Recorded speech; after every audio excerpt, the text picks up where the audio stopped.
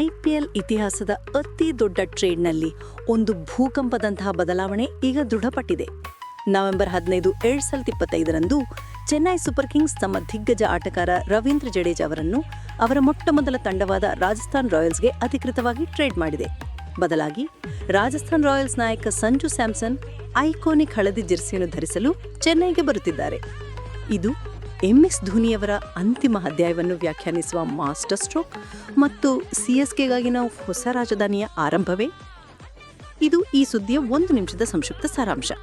ವಿಸ್ತೃತ ವರದಿಗಾಗಿ ಈ ವರದಿಯನ್ನು ಮುಂದೆ ನೋಡ್ತೀರಿ. ಈ ಟ್ರೇಡ್ ಇಂಡಿಯನ್ ಪ್ರೀಮಿಯರ್ ಲೀಗ್ನ ಅಡಿಪಾಯವನ್ನೇ ಅಲ್ಲಾಡಿಸಿದೆ. ನವೆಂಬರ್ 15ರ ಬೆಳಗ್ಗೆ ಅಧಿಕೃತ ಪ್ರಕಟಣೆ ಹೊರಬಿದ್ದಿದೆ. ಇದು ವಾರಗಳಿಂದ ನಡೆಯುತ್ತಿದ್ದ ಊಹಾಪೋಹಗಳಿಗೆ ತೆರೆ ಎಳೆದಿದೆ. ಇದು ಕೇವಲ ಒಂದು ಸರಳ ವಿನಿಮಯವಲ್ಲ, ಇದೊಂದು ಬಹು ಆಟಗಾರ ಒಪ್ಪಂದ. ಸಂಜು ಸ್ಯಾಮ್ಸನ್ ತಮ್ಮ ಅಸ್ತಿತ್ವದಲ್ಲಿರುವ 18 ಕೋಟಿ ರೂಪಾಯಿಗಳ ಒಪ್ಪಂದದ ಮೇಲೆ ಚೆನ್ನೈ ಸೂಪರ್ ಕಿಂಗ್ಸ್ಗೆ ಸೇರುತ್ತಿದ್ದಾರೆ.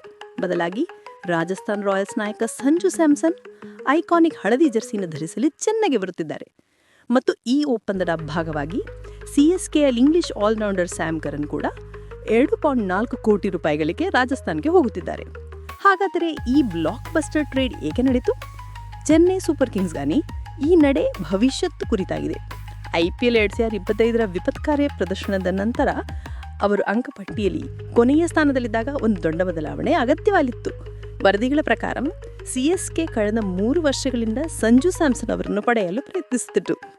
ಅವರು ಸಂಜು ಅವರನ್ನು ಒಬ್ಬ ಪರಿಪೂರ್ಣ ತ್ರೀ-ಇನ್-1 ಆಟಗಾರನಾಗಿ ನೋಡುತ್ತಿದ್ದಾರೆ. ಒಬ್ಬ ಶಕ್ತಿಶಾಲಿ ಟಾಪ್ ಆರ್ಡರ್ ಭಾರತೀಯ ಬ್ಯಾಟ್ಸ್ಮನ್, ಒಬ್ಬ ನ್ಯೂನಿಷ ವಿಕೆಟ್ ಕೀಪರ್ ಮತ್ತು ಮುಖ್ಯವಾಗಿ 44 ವರ್ಷದ ದಿಗ್ಗಜ MS ಧೋನಿ ಅವರ ದೀರ್ಘಕಾಲಿಕ ಉತ್ತರಾಧಿಕಾರಿ. ಧೋನಿ ತಮ್ಮ ಅಂತಿಮ ವೃತ್ತಿಯನ್ನು ಆಡುವ ನಿರೀಕ್ಷೆ ಇದೆ. CSK CEO ಕಾಶಿ ವಿಶ್ವನಾಥನ್ 2023ರ ಫೈನಲ್ ಗೆಲ್ಲಿಸಿಕೊಟ್ಟ ಜೆಡ್ಡವನ್ನು ಬಿಟ್ಟುಕೊಡುವುದು ಫ್ರಾಂಚೈಸ್ ತೆಗೆದುಕೊಂಡ ಅತ್ಯಂತ ಕಠಿಣ ನಿರ್ಧಾರಗಳಲ್ಲಿ ಒಂದು ಎಂದು ಕರೆದಿದ್ದಾರೆ. ಸಂಜು ಸ್ಯಾಮ್ಸನ್ಗೆ ಇದು ಒಂದು ಹೊಸ ಆರಂಭ.